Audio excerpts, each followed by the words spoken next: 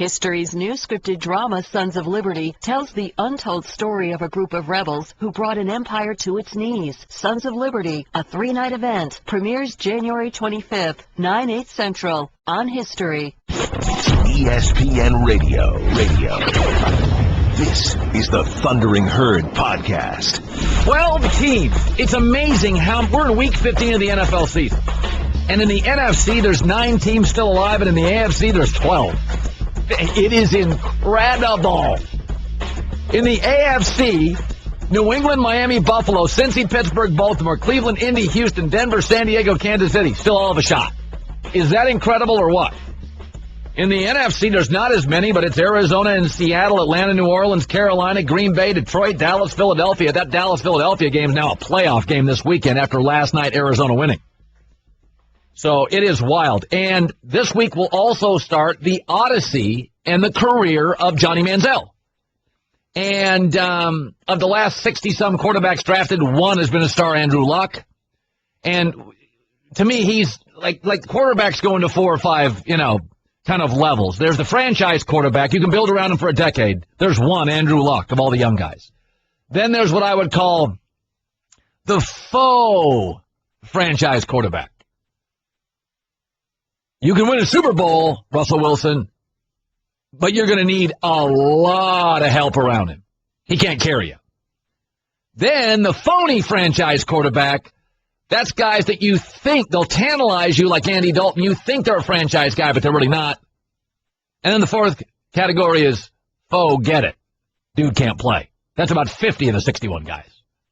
So I think Johnny Manziel is going to be that tease guy.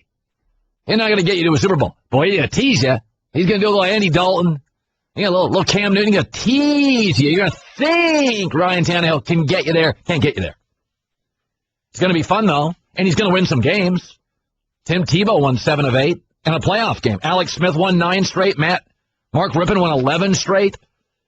Matt Schaub won 7 straight. Scott Mitchell, 7. But do you think he holds up for a decade? That's a franchise quarterback. Can you build and draft around him for a decade? A lot of shirts look good after 5 washes. How are they after 25 washes? Andrew Luck's going to look great. Big Ben, Phillip Rivers, you're 40 washes in. Still look really good on most Sundays. So I think Johnny Manziel's going to look good after 4 or 5 washes. And I think early in seasons he'll be fun. Then the wind kicks up in the cold, and he's 5'11 and a half with an okay arm. But it's going to be fun. Mike Patton, the coach of the Browns, said, listen, Johnny's created a brand, and when people have success against Johnny, they're going to celebrate it too. Everybody's gunning for him. Everybody's going to want to sack. I guarantee everybody that sacks him is going to stand over him and make the money sign. I mean, that comes with it. His best thing is not to get caught up in it. He's got to go out and execute. And when a play's over, it's over, and you have to move on to the next one. Oh, good luck with that. But the country is overwhelmingly going to watch it. Most of the country Sunday was going to get Packers-Bills. And then the Browns announced Johnny Manziel is going to replace Brian Hoyer, and I have a map I'm showing on ESPNU. The green is Johnny Manziel. I see it kind of changed there, right? So he's interesting, and it's going to be one of these Tebow sort of odysseys where for the next year he's going to be out there making plays, and it's going to be wild and fun. And I don't think he's a franchise. I don't think he's a faux franchise. I think he's a phony franchise. He'll tease you, you'll think, but he's not a faux get-it either. He's got something. Well. Whenever you see a group of ladies and there's that one unmarried woman in her 40s, can I stick up for guys here? Can I stick up? This may not be completely PC. Guys always get trashed because we're kind of dumb and stuff. But sometimes women, they can be kooky too. And a lot of times there'll be a group of women, they're like 40, 45, and they have that one woman that's never been married. And they're like, she's awesome, she's sweet, she's awesome, and guys don't get her. And, sometimes maybe it's not all the guys. She's got a parakeet collection. She picks out her daily outfit based on horoscopes. She doesn't think she's dreaming, just remembering past lives. maybe there's a reason. All her face makeup is actually tattooed on. Yeah, it's not always the guy's fault. 45 unmarried, maybe it's the hamster collection. All named after Roman emperors. Maybe it's her fault. I hear this all the time in sports with Kobe and Melo. Man, Melo didn't have anybody he never has good teammates. Maybe it's Melo. You ever think maybe you're in the league 10 years as a star, you can't get one great teammate. Maybe it's the hamster collection. Maybe it's not everybody else. Carmelo Anthony could have gone to Chicago, but that wouldn't have been easy. Tibbs makes you play defense. Oh, yeah, Chicago is going to win more games. If you're a winner, you choose Chicago. Melo's not a winner. He's a scorer. Big difference. T-Mac, Glenn Robinson, Steve Francis, Melo, Marbury. They're stars, but they're scorers. There's scorers and there's winners. He's a scorer, and that's his legacy. And I've watched the NBA for 40 years, actually 42.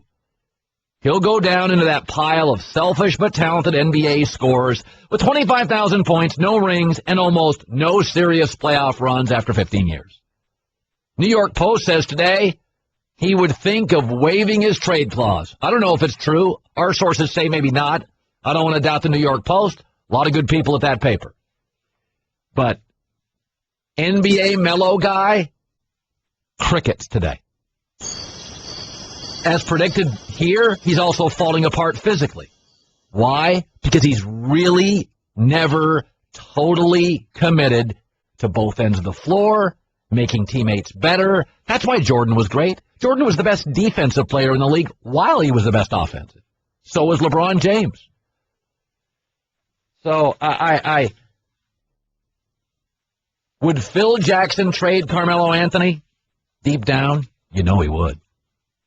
And Chicago's the most likely destination. I'll just say this. Don't do it. He's an anchor. He's an anchor.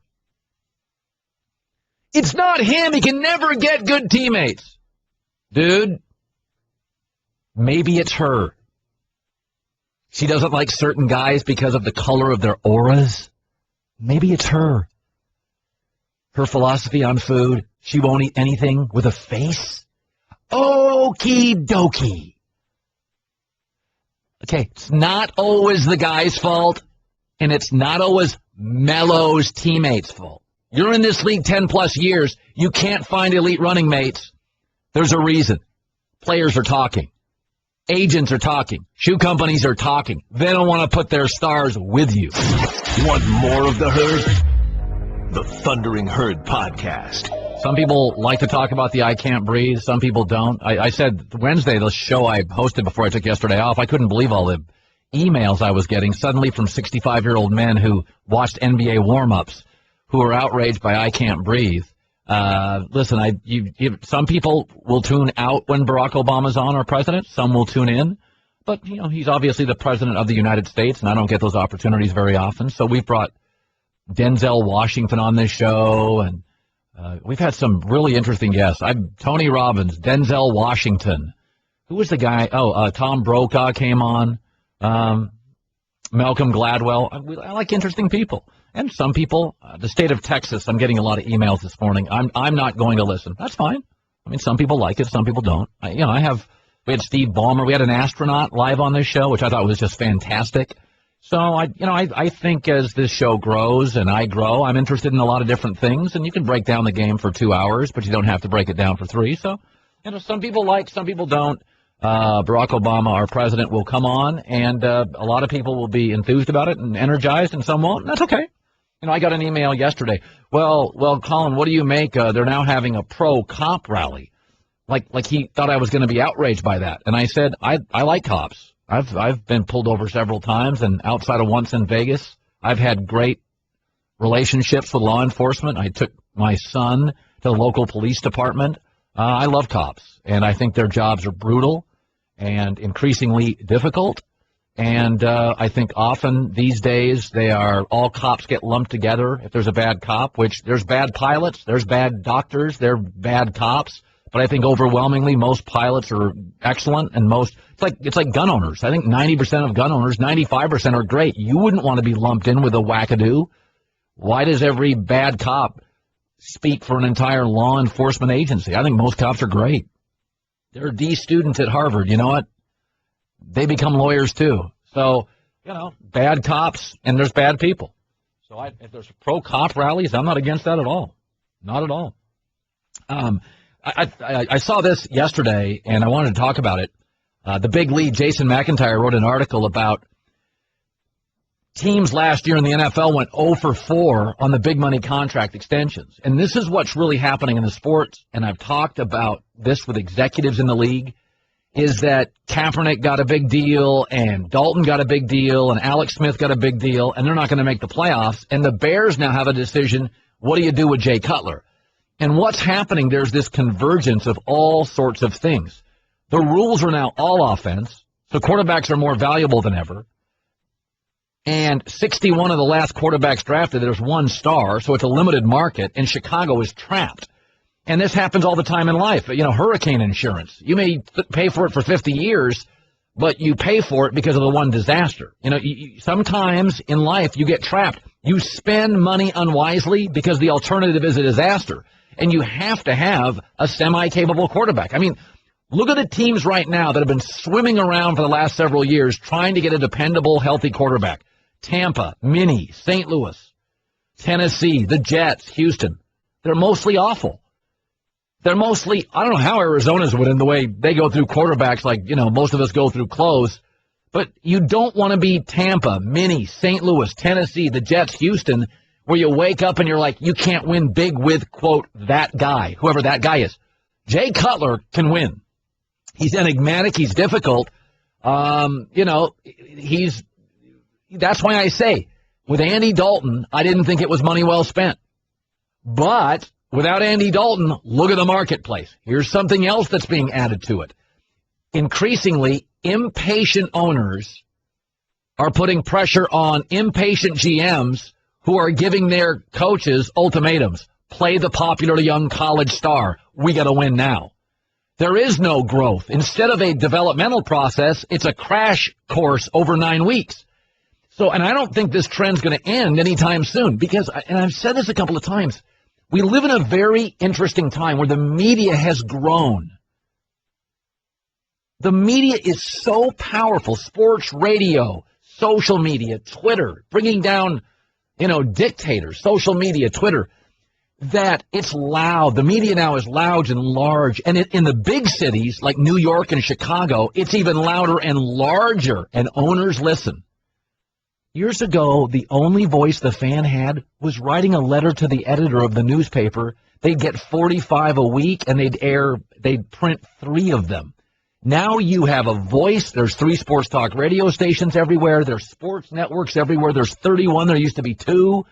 And it's just you have an opinion. The owner hears it. If the owner doesn't, his friends hear it. The host drives the masses. And in these big markets, these L.A., Chicago, New York, Dallas, you can see owners swayed by public opinion. The media is louder. It's giving you a voice. The owner's hearing it. Win now. Play Tebow. Play Manziel. That's what the fans want. I got to take care of my customers. So I don't think this thing is ending. I think we are in the middle of a really rough trend. I think if you're in Chicago, just look at Tennessee and Tampa and the Jets and St. Louis. You don't give Cutler that money. Look at those teams. At least with Cutler, you feel like you have a shot every Sunday. Tim, you're in the herd on ESPN Radio. Go ahead, Tim. Hi, Colin. I love your show. Thanks. I have a question. Seeing how it is hard to find a good quarterback these days, why don't we just go back to building up a great defense and a great running game? I wanted to know what you thought about that. And 2, why, because I'm a Ram fan, why pay Bradford $50 million when we don't know what he can do in the NFL? Have a great day. Well, the reason we're never going to go back to a defensive-minded league is the concussion lawsuits, is that the NFL is now views itself as a safer league, less headshots. That is why There's two reasons why the league is all offense. Number one is people like offense. Fantasy football. All the guys in your fantasy football team, I was at an airport yesterday in Hartford, Connecticut. All the guys in TSA, all of them, laughing and arguing about their fantasy football teams. Okay, it's driving the business. That's why ratings in the NFL don't dip during bad games. You stick around to watch your fantasy guys. Secondarily, the reason we're never going to go back to defense, you can have a good one like Seattle, but they wouldn't win that Super Bowl last year if Russell Wilson wasn't incredibly efficient down the stretch and didn't turn the ball over. Is that in the end, it's a safer league, and more defense means more clutching, more grabbing, more hits, more vulnerability, and they don't want lawsuits. So between fantasy football, the growth of it, how much we like offense, and the concussion concerns, injury concerns, it is an offensive league. And now the quarterback's getting 75 snaps a game with no huddle. You got to get a quarterback. Look at all the coaches getting fired. They don't have a quarterback. I mean, that's just the league we live in. Colin Cowherd. The Thundering Herd Podcast. Cowboy-Eagles game this weekend. If Dallas loses, they're going to go as a wild card, presumably. Good luck. Sal Pal going to be at that Cowboys-Eagles game this weekend. Where are both teams sort of coming into the game at? Where are they both at right now, Sal? They're running the football extremely well, and they're playing solid defense, and their quarterbacks are not making mistakes. You know, Tony Romo, in this 5-game stretch, only has one interception, and it came against the Eagles on Thanksgiving. He's played at a pretty high level. If I could get a shameless plug in for the NFL matchup show, Saturday and Sunday morning, Ron Jaworski has a terrific breakdown that nobody's had all week long, Colin, of just what Romo missed on Thanksgiving. He missed a lot of plays, especially to Dez Bryant and Jason Witten. Remember Jason Witten doing all that screaming on the sidelines and Mike Pope, the tight ends coach? Then after the game, he said, it's, just part of the game, the emotion of the game. Cuz. He was wide open a lot on third down. And Chip Kelly mentioned it this week. They're going to go to Jason Witten on third down, and we have to be prepared. And Bill Davis, the defensive coordinator of the Eagles, said, we're going to get a different Tony Romo in this game. He's a lot healthier. His back is not as dodgy. He's had a whole week off to get ready for this game. A lot of rest, a lot of relaxation that he didn't have going into Thanksgiving. So he's healthier. He's going to move better. We've got to be ready for his best punch. So I think the Eagles are going to get a different Cowboys offense, probably a more effective Cowboys offense. But the Eagles, again, they're so good at dictating up front against this Cowboys defense, running the football. I mean, you look at 2 weeks ago, they played on Thanksgiving.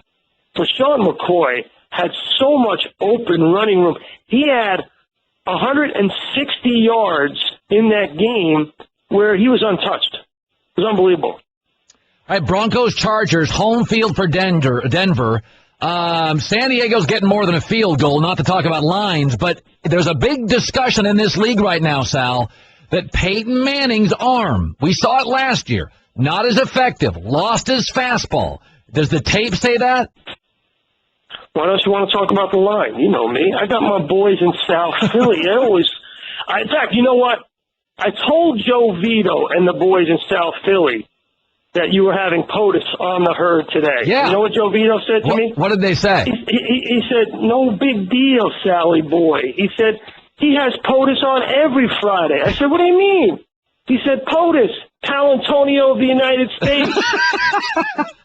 I'm like, that's my man right there, taking care of me. That's right. They like the Broncos a lot. Wow. They love the Broncos right now. The theme in December in the NFL, if anybody's paying attention, if you were watching last night, Arizona, St. Louis, two things. You got to be able to run the football, and everybody's attacking the quarterback. Look at the Broncos right now with C.J. Anderson. Last 3 games, Broncos offense has rushed a league high. This is Peyton Manning's team. 548 yards. And Jack Del Rio now is tuning up the blitz. They're 4th in the NFL in sacks with 38 now, and they're number 1 in defense in the AFC. The Broncos are trying to close the deal without Peyton Manning shouldering all of the burden. Okay. And this is exactly what they tried to do with all their off-season moves. Now, they got lucky with C.J. Anderson. Remember, they spent $120 million on that defense. Yeah. And I'm telling you, it's starting to pay off, bro. I'll tell you something. Outside of the Green Bay Packer team that was, I don't think they were that great, but they played great. Every player played above himself outside of Aaron Rodgers, and they won the Super Bowl.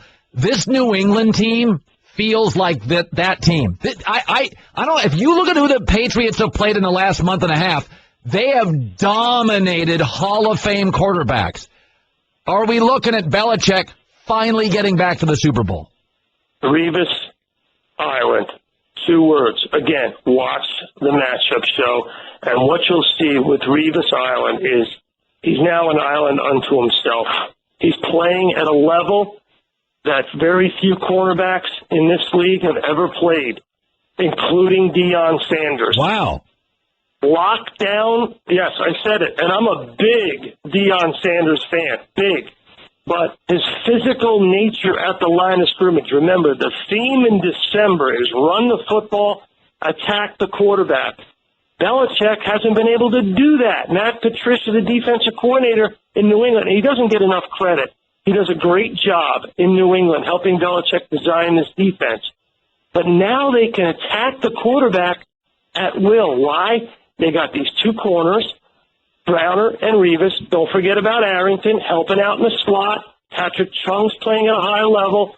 Remember, all year long, I've been preaching to you over and over again, Colin. If you can play pass defense, which has been nearly made extinct by the NFL officiating crews and Dean Blandino, if you can play pass defense in this league right now, you're way ahead of the curve. Yeah. All right, matchup show, Saturday, Sunday morning, Sal, pal. Good talking to you, man. Good luck with the Prez. Thanks. ESPN Radio presented by Progressive Insurance. Test drive snapshot. See how much you could save. Progressive.com/snapshot. Yeah, the President of the United States will be on about 6 after, 7 after, something like that. And, it's interesting to read my email inbox today because I just wanted to see the feedback. And, it's just right down political lines. Some people don't like it, some do. But I think anytime you have an opportunity to you bring on the President of the United States for a sports show, you probably want to roll the dice on that. I don't let my politics get in the way. I'd take any president. Mitt Romney wanted to come on as president. He's welcome on my show. I don't let politics get in the way with it. If there's somebody that's interesting who I respect and they're smart and they're capable and, they run the United States, come on my show. Ross Perot, I'd be a little hesitant because he can be a little kooky. Colin, here's the deal. Measure twice, cut once. Ross, let's talk about the Cowboys. How about the Cowboys? Nah. Yeah, he's a little kooky. But he was fun. He had charts and stuff. I like people with charts. I like charts. He was pretty funny. He'd be good radio. Okay, I'll bring him on. I'll take Ross Perot. You don't hear from Ross Perot much, right? Technology gone bad. Gone bad. This is the Thundering Herd Podcast. Geico presents Strange Saving Stories. Astronomers detected an interstellar transmission. It stated, Geico, 15 minutes could save you 15% or more. The implications were staggering. Was the cosmos telling us we could all save hundreds on car insurance with Geico? Or did their radar merely pick up a signal from the nearby Rufus and Clyde's morning show? We may never know. Geico. 15 minutes could save you 15% or more on car insurance. ESPN Radio. This is the Thundering Herd Podcast. I think sports and politics is at a very interesting intersection right now in America. And a lot of people say they don't like politics with their sports. But sports has become politics, and politics has become sports. Sports has grown so wildly in my adult lifetime. I got into this business 25 years ago. Sports is so much bigger today than it used to be. In Great Britain, they have the royal family. Shooting guards in America, they're now the royal family in America. Sports stars are bigger than Hollywood. LeBron's bigger than anybody in Hollywood. And that wasn't the case 25 years ago. And these athletes are now brands. And brands are always looking at ways to monetize. And I think it's a great risk for LeBron James to go out and be socially active. But Tiger Woods and Michael Jordan never wanted to get involved with stuff like that, and LeBron does. So why in the world would I ever criticize athletes who have a strong stand, whether I agree with it or not? Now, we are waiting for the president. There are times when people say, well, athletes aren't up to speed on all the issues. Well, either are American voters. Only 33% of American voters could answer generic questions about Romney or Barack Obama. So should we only let people vote who are well-versed? There'll be 9 people voting on politics in this country. So, I'm a believer that the poor, the middle class, the rich, everybody gets an opinion. It's up to you to judge, consume that opinion, and judge whether it's worthy of listening to. But the people that scare me are the ones that only want opinions from people who agree with them. So I like the fact that I'm on in Dallas, which is hyper-conservative, and I'm on in New York City and Los Angeles, which lean left. I like both. So Barack Obama, I'm told, will be here in 5 minutes, probably talking to an ambassador. The NBA salary cap, maybe they asked his opinion. I would like to ask him, listen, things are going well here, but could you loosen up some defense spending for the Lakers backcourt? It does appear to be a problem. And frankly, Derrick Rose is gobbling up all the health care system profits. Those are 2 things I think we need to address. Before I get to the president, I saw this, is that, a lot of times when I spoke to this group in Atlanta last night, there's just conspiracy theories about ESPN and sports. And, the big one this year in football was ESPN is pro-SEC, pro-South, which I laugh at because CBS owns the SEC network. And what we really want is geographical symmetry. Notre Dame, if we had our choice on 4 teams we wanted in the college football playoff every year, Notre Dame would be one of them. Think about this. Notre Dame, Alabama was over 8 minutes in. It got the same rating as a great Florida State-Auburn game. We'd always want Notre Dame in. They're a national university. We probably want USC because they get the LA market. We'd want Notre Dame for sure. Ohio State's very popular. Oregon's kind of flashy and fun. And then we take an SEC power. But I saw this yesterday. People think I'm anti-Big Ten. No, I'm pro-truth. There are 10 Big Ten teams playing in bowl games. 10. Not a single one is favored to win the game. Is Vegas anti-Big Ten? Or are they pro making cash?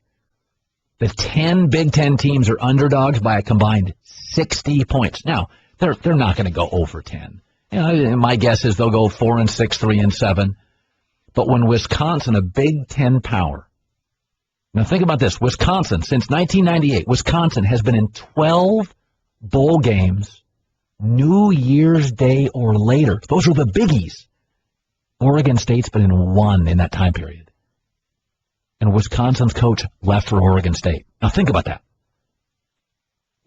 There are only a handful, not even USC. Since 98, Wisconsin's played in a dozen New Year's Day or later bowls. 5 Rose Bowls. They are a power, like it or not. Their coach left for Oregon State. Probably the 10th best program, 9th or 10th, in the Pac-12. So Uncle Ronaldo is not anti-Big Ten. He's pro-truth. This is alarming. NFL executive this past week told me, this is somebody who I've known for a long time, an NFL executive told me that Wisconsin had 0 NFL players on their current defense. 0. So this is not a company initiative or a referendum to downgrade a conference. The truth is the Big Ten, as long as Ohio State's in it, is wildly popular on TV when they get into games. It's a traditional northern powerhouse college. But, man, is it eroding. It is eroding. And as promised, for the second time this year, it's kind of my honor to have the President of the United States, Barack Obama, joining us. He's got a healthcare.gov initiative, which, by the way, 10.5 million Americans uninsured. have joined since the first enrollment. My sister is one of them, Marlene, and saves hundreds of dollars per month. So I've talked about this before. President, thank you for coming on. You know, it's an interesting time. You recruited LeBron and Kobe to sell your message. And a lot of fans complain to me, President, that they don't want politics involved with sports, but increasingly young stars want a socially active voice. You're a sports fan, buried in politics all day. How do you feel about that line being blurred when you watch a game? Well, first of all, it's great to talk to you, Colin. Tell your sister I'm glad healthcare.gov is working for, like you said, 10.3 million people have been able to sign up. We had a bumpy rollout. The website wasn't working. It's working flawlessly now. If you don't have health insurance, and a lot of folks don't, particularly young men tend to think that they're indestructible, but for an average of about $82 a month, you can get high-quality health care coverage, and it really makes a difference. But and you've got January, if you want January 1st coverage, starting the beginning of the year, you got to sign up on the 15th. Yeah, but, December 15th, yeah. You know, I appreciate that LeBron and Magic and other folks help to drive this message about getting health insurance. When you think about some of our greatest sports heroes, Muhammad Ali, Bill Russell, Arthur Ashe, you know, they spoke out on issues that mattered at pretty critical times. And listen, I spend most of my time watching ESPN in the morning. I get so much politics, I don't, want to be inundated with a bunch of chatter about politics during the day. On the other hand, there's times where there are important issues out there, and for athletes to recognize their citizens as well as entertainers, and they've got a voice that's legitimate, I think is important. I think is useful. You know, sports is an interesting socioeconomic pool. We're giving young people incredible amounts of fame and money, and there are times when they're just 21 years old. I couldn't handle it. They can't handle it. Now we have new conduct policies, President. What is the balance between tough punishment, being good citizens as sports stars, and an understanding of their life? Well, you're right. If I was 21, 22, and suddenly I got a multi-million-dollar contract, I'm sure I would have made not only more mistakes than I made, but they'd be a lot more publicized, and I recognize that. On the other hand, just like any other job, when you have the privilege of playing in a sports league and people looking up to you, you've got responsibilities to the fans and to your employers, and you've got to be treated the way other people are treated when you do make mistakes. And some of those mistakes are ones that are very serious, where you're breaking the law. And so the one thing I'm glad about is where I see leagues establish clear policies and guidelines ahead of time.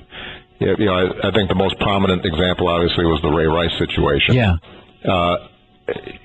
I'm so glad that we've got more awareness about domestic violence. Obviously, the situation that happened in the Rice family was unfortunate, but it did lift up awareness that this is a real problem that we've got to root out, and men have to change their attitudes and their behavior, and it has to start young. But the way it was handled also indicates that the NFL was behind the curve, as a lot of institutions have been behind the curve in sending a clear message. And you don't want to be winging it. You want when something like this happens, you want to have clear policies in place. The fact that policies have now been established, I think, will be helpful in sending a message that there's no place for that kind of behavior in society, whether it's in sports or any place else.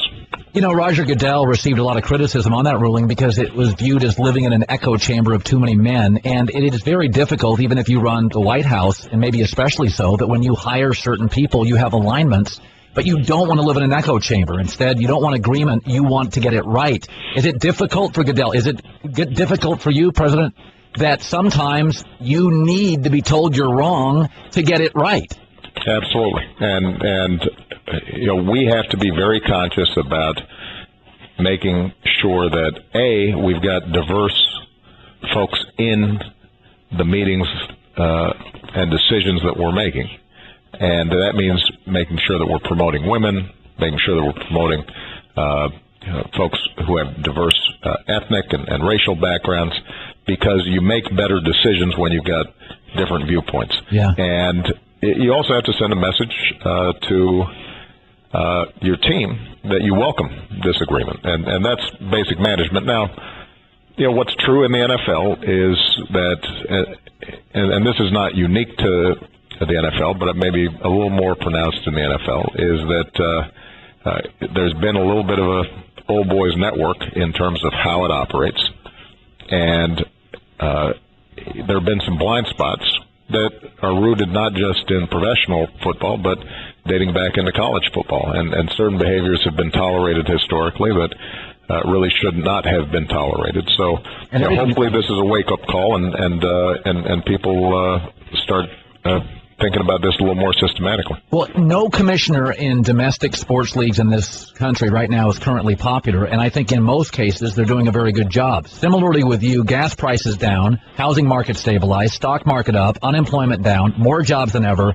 And yet, for you and the previous president, the visceral reaction, it's often personal, the criticism. With all the social media, is it gotten too nasty? Are the criticism of all leaders, sports or government?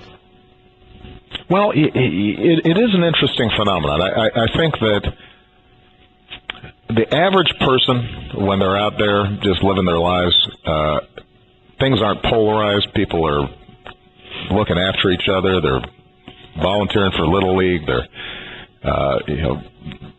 doing great work in their communities. They're good neighbors. They're good friends. But social media does have this ability to channel people's rage and frustration and sometimes nastiness in ways that that polarize the society. Yes. And it is something that we're not going to put back in the bottle. I mean, the technology is there. I do think that trying to lift up what's good about society and what's good about sports is important as well. But, those of us who are in the arena, we don't have much reason to complain. Just as part of my job is taking heat, because I have the incredible privilege of being president, I think most professional athletes understand that until you win that championship, there are going to be times where you're a bum, and people are yelling at you and hollering at you. And the one difference is that, in politics, sometimes people forget we're actually all on the same team, and that's the American team. And it's one thing in sports if you go into the Eagles stadium and or the Raiders stadium and folks are hollering at you and throwing stuff at you, and you're the opposing team. Sometimes I think in politics we forget that we're not actually on different teams. We're all trying to make sure people have jobs, have opportunity, have health care, our kids get a chance to go to college, and that we're keeping ourselves safe from terrorists. And it'd be useful for us every once in a while to just remind ourselves of that. How much time can you give sports, Mr. President? Well, playing or watching. Well, you got a pretty nasty left-hand jumper, but I'm talking just sitting down, doing what I do, and just opening up a soda and watching the football game. Sports Center, when I work out in the morning, gives me a pretty good sense of what's going on. I can't sit down and watch an entire game, except maybe the Super Bowl or the NBA Finals or the World Series. I might be able to, on one day, watch the whole game. There are times, I will admit, at night when I've got a really fat briefing book where I might have the game on with the sound off. Yeah, but I have to say this year the Bears haven't given me that much reason to want to watch the game. The Bulls I'm feeling more optimistic about. And Bulls or Cavs? Bulls or Cavs? Who do you like in the East? Cleveland. You know what? I tell you, the Cavs are starting to gel. Yep. But I just like Thibodeau as a coach. The guy's tough. They play hard. Noah's a fighter. If Rose, even if he doesn't come back to MVP levels, if he's playing at an all-star level, I think the Bulls can beat the Cavs this year. You remember what happened with Miami when LeBron went down there the first time. There's something to be said for team chemistry. Yes. And, you look at San Antonio and how they've performed. Part of that is just Popovich, Duncan, Parker, Ginobili. They know each other and the system, and they trust it, and people are selfless, and it takes time to develop that kind of chemistry. By the way, next Monday, folks, is the deadline for coverage if you want to start January 1st. It's the deadline next Monday, okay? It's 1-800-318-2596, or sign up in person, healthcare.gov. It's been our pleasure. Listen, you don't need any of my advice, but I think you could increase defense spending for the Lakers backcourt. That's the only thing I would strongly suggest, President. Thank you for coming on our show. It was great to talk to you, and for all those weekend warriors, by the time I got to about 40, basketball was pretty hazardous. You don't want to have health care, and suddenly you got something broken or something pops, because it's going to cost you a lot of money. $82 a month is the average premium when you take into account the tax credits. It is a smart thing to do, and I hope everybody signs up, but I also hope everybody has a great holiday season. Who are you picking for the first bowl championship, the first national championship? Hard to go against Alabama. I trust Nick, but I'll tell you, I think there's a gap now. I think the Pac-12's gotten better, no huddle offense.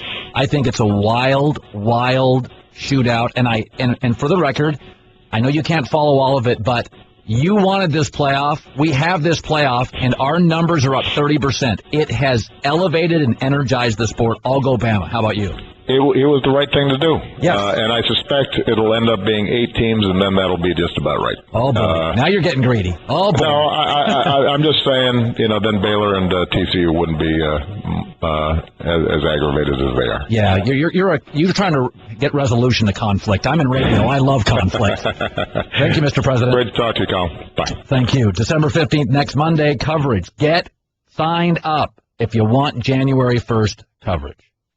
All right, that was the President. We do the Blazing 5 next. I heard. Colin Cowherd. The Thundering Herd Podcast. All right, let's go. This is my favorite Blazing 5 ever. Well, this year. Packers at Bills. You're thinking I'm crazy, right? I'm taking Buffalo plus 4.5, and I love the pick. Green Bay's in a letdown spot. Chicago, their rival. High-octane Philadelphia. Brady in New England. Monday Night Football.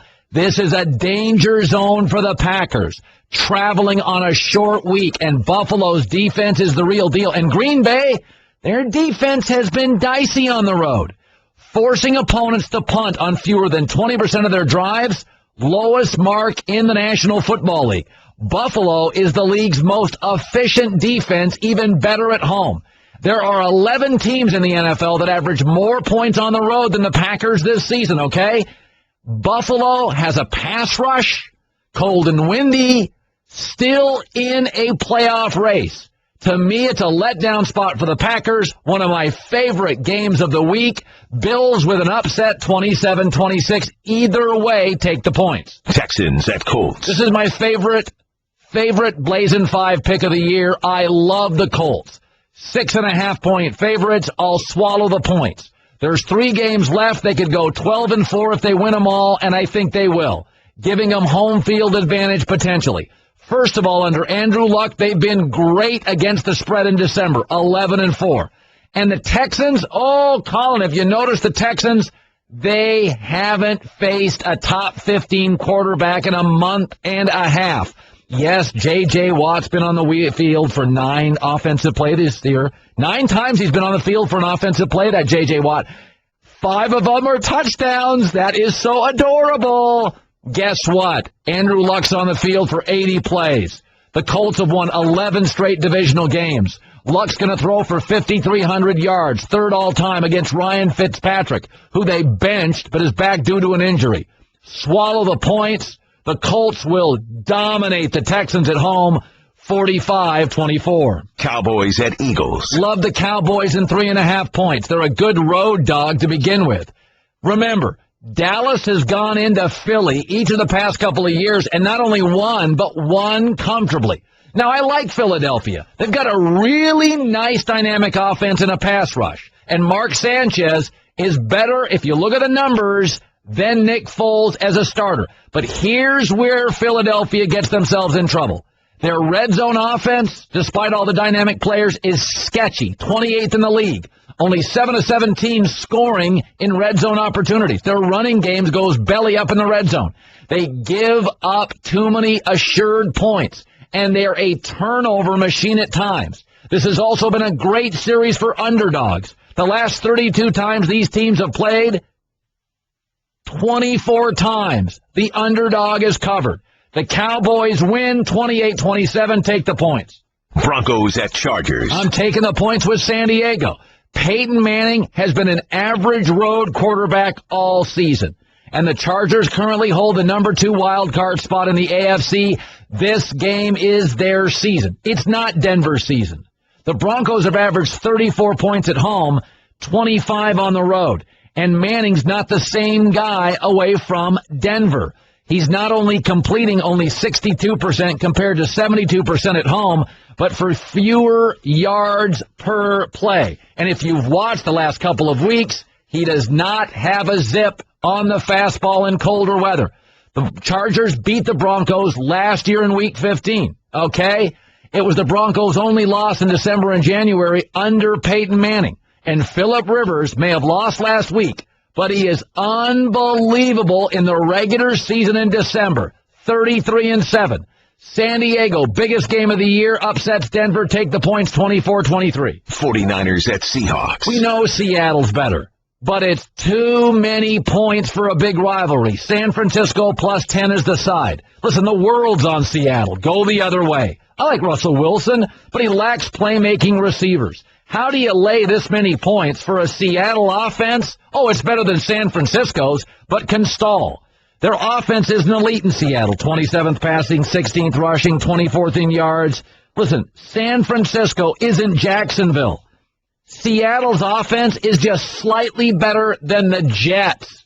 And Russell Wilson's what makes it click. He's not going to have the running lanes against San Francisco. I like Seattle in this game, but 10 points with that offense, with this rivalry, way too many. I'll take the points. Seahawks win 26-20. Brought to you by Buffalo Wild Wings. Wings be your sports. That is Buffalo plus 4.5, Dallas plus 3.5, San Diego plus 4, Niners plus 10, and I'll swallow the 6.5. My lock of the year, Indy hosting Houston. Putting style in black T-shirts.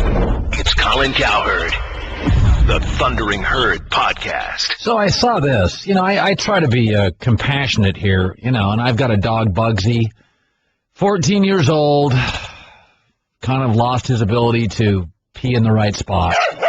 He's all over the place. So my wife took him to an animal whisperer or an animal communicator this past week. Don't do that. Don't even run that. Don't do that. There's no win for me. So, we've had these discussions. I don't even tell my wife now when she leaves. We've cordoned the dog off to certain parts of the house, but he's spraying everywhere. There's nothing you can do. But we took him to an animal communicator, and the lady said, okay, Bugsy said he likes his blankets. He doesn't want to die yet. Keep mixing up the food, and he's sorry about his bladder. Colin, I forgot to ask you. You took all underdogs in your Blazing 5. Did you get that from the animal communicator, or was that all on your own? It was on my own. Don't play that, because that will just get me in trouble from my wife. So I'm trying to be very empathetic toward animals, because at some point, and I know Bugsy could be listening in the car, it may just end unceremoniously. And right now, our hallway at my house is a slip and slide. It's a urine slip and slide. Seriously, it's ridiculous. So it's been a week. I've got to be very careful about animal talk, So, but this one, the president of an animal rights group, PETA, wants Nebraska's athletic director, Sean Eichhorst, to punish a football player for killing a raccoon that bit him. He was going to take this picture of this football player, and his name is Jack Gangwish. He's a big dude, 6'2", 260. He was taking a picture with a raccoon. I wouldn't recommend it. They're nasty. They are. They're and let me tell you something. So this guy, took a picture with this raccoon, and it bit him, and he's like, all right. First of all, rabies. Second of all, he went and grabbed a wrench and took care of it. Now everybody's like freaking out because of the wrench. Let me tell you something. If raccoons had tools, they would beat us with wrenches all day long. If they had opposable thumbs and toolkits, they'd beat us like lumber. So that's the first thing. But let me ask you this. With PETA, is a skunk nature's miracle too? Isn't there a line between pet and pest? You know, what happens is you get these pests, and they star in films, and the next day it's like, oh, they got a face, they're lovable. Like 101 Dalmatians. Dalmatians are awful dogs for kids. But everybody's like, oh, buy a Dalmatian. Then they figured out these dogs aren't good with kids. Now, people are going to email me and say I hate animals. I don't. But we make choices in society. I just had a tuna fish sandwich for lunch. It was delicious. We make choices. PETA's not upset with that. We celebrate Thanksgiving. Basically, it's a turkey massacre. We're okay with that. So we boil lobsters head first. Oh, congratulations on that work. So I go to restaurants all the time. We're making choices on all these things. So, I mean, PETA really going after a Nebraska football player? I don't even want to hear a raccoon. I got this dog right now. He's like a fountain at the Bellagio. There's just no Frank Sinatra music. It's just unbelievable. I walk home and it's like all over the house. And you know, yeah, but I thought you put blankets everywhere. Now you got urine blankets. No, my wife wanted to do that, and I'm like, come on now. I walked into the house. There were like 9 diapers laid out all over the floor. I'm like, this is not an animal shelter, okay? But the thing is, it's a lovable dog. It can't control its spray, but it's an incredible. Yeah, I mean, that's what it's become. And 2 days ago, right in front of my wife, she's getting ready to go to some Pilates class, and it just goes nuts, and it starts all over the carpet, and she's freaking out. And I'm like, listen, he told the animal communicator that he felt bad about his bladder. He didn't say he could control it. I mean, it's literally, it's high tide in my living room when I get home. It's like, hose spring a leak? No, it's Bugsy. Brutal. I mean, you know, nothing against PETA, but we all make these choices. You ever had a raccoon infestation? Let me tell you something. Freak show. Those things are nasty. I used to live in the forest or near it. I didn't live in the forest, but I was by the forest. What's so funny about that? I was Robin Hood, okay? So I lived near the forest when I was in Portland in this area that was heavily wooded, and we'd have these raccoons, and sometimes in the middle of the night I'd come out and like to put the garbage out, and those guys, I'm not joking, man. They were like lined up on the fence checking me out. So ever since that point, I've been sort of anti-raccoon. I don't trust those guys. Yeah, I don't trust them. ESPN Radio presented by Progressive Insurance. I've gone from the President of the United States to talking about my dog Bugsy whizzing all over the wood floor. I apologize for that. You have a wide range. You know what we do. It was a diverse show. Jeff, you're in the herd on ESPN Radio. Jeff, go ahead. Hey, Colin, I've got a solution for your dog issue. I have the same thing. Elderly dog, she's 16, 17, I think. Find a place in the house that's safe that you want to put her, kind of container with baby gates, have a small area, then you put a piece of plastic like you get a mattress in, then you put some old carpet on top of that, and a couple of layers of puppy pads on top of that. You got 3 layers of protection, your floor will be safe. Yeah, you know, I'd like to move her to the garage, but she's too much of a family dog. She's soft. So she doesn't... Yeah, and that's too cold, too. The garage gets cold in the winter. Yeah, I can't do that. And she's a French bulldog, and she doesn't have much of a layer of skin, and she's, you know, French bulldogs hang all over the family. Like they're like cats. Like they can't. Oh, yeah. They're incredible dogs. So, all right, Jeff says dog containment's the answer. But I'm sitting here living with a super soaker pointing the gun at me all day. I mean, it's at some point, it's like, I'm not joking. I walk in the house, and it's like, all right, okie dokie. It's like being at the jetty.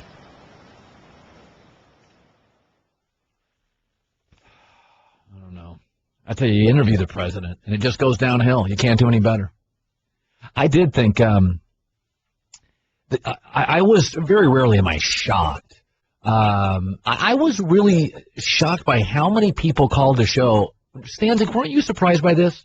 on those I Can't Breathe t-shirts, and how many people said they go to sports to escape the rest of their life? Yeah, very odd. I've never once in my life tried to escape my living room. It would be a prison if I was trying to do that. I don't go to, I've never once gone to sports to escape. I go because it's fun. There's so many games on my TV that are virtually for free. If the only reason I would go to a sporting event would be it would be better than I could get on television. Like the Rose Bowl is better there than on TV. The Super Bowl is better on TV than there. Once you have to go through all the commercials, NFL games can be long. People got angry with me. I mean, it was like, how can you're not relating to the common man? And I'm like, well, I think they have a point, though. That's we went over this. It's if you work in a blue-collar job that's not fun and it's tedious, you want to get away, and sports can be your escape from your daily life that you don't enjoy. That makes it sound like every sort of, like, I don't know if it's a blue-collar job, like a labor job's bad. Like, all the guys I know that have those jobs like their jobs. I know delivery guys, they love their job. This idea that everybody that has a white-collar job is happy, I got news for you. It's not true. They got to deal with a lot more stress. I got to tell you, the happiest people I meet, middle class. Poor people have certain obstacles that erodes life. Rich people have keeping up with the Joneses stress, and they work long hours. Middle-class America with those common jobs is happier. I'm telling you. They've done surveys on this. After like 75 grand, it doesn't elevate happiness. So, I don't know. I don't think it's a guy's got an average job. I think a lot of people don't like their gig, but I've never seen sports as escapism. Ever. People got mad at me. You were out of touch, I guess. I go to have fun. By the way, if it's escapism, it's really as expensive escapism. You're just swapping your stress for how the hell do I pay for these tickets and all these beers. Check out The Herd with Colin Cowherd weekdays from 10 a.m. to 1 p.m. Eastern on ESPN Radio, ESPNradio.com, and on ESPNU. The Thundering Herd Podcast.